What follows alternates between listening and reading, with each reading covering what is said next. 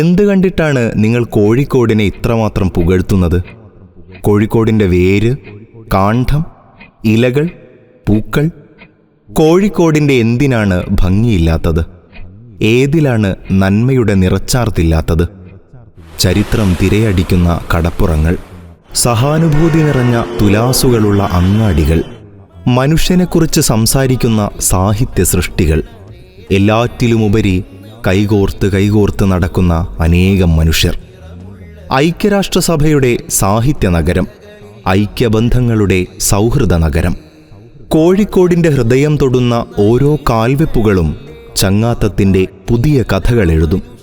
മനുഷ്യൻ്റെ ഉള്ളു തൊടുന്ന ചിരി കാണും. ജീവിതത്തിൻ്റെ അന്തസാരം ചർച്ച ചെയ്യും.